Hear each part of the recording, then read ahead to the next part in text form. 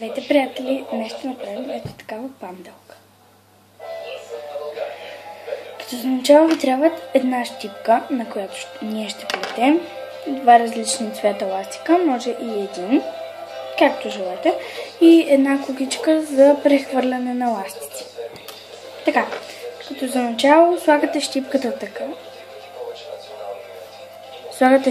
така, и слагате едно ластиче на кръстче. Ето.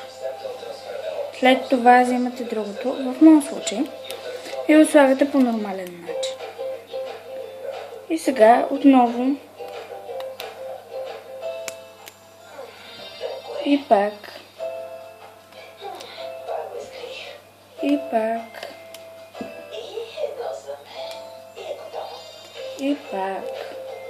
и така, докато не ви се получи ето така. Вижте как е отвътре, само едното хиксче и всичко останало ето така. Ето, така нареждате 10 ластичета от единия цвят и 10 от другия. В моят случай, а можете или само просто 20 от един цвят. И сега, хващате с кукичката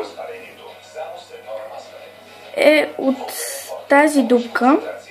Ето така ще ви покажа. И дърпате едната част и я изкарвате. Сега и другата.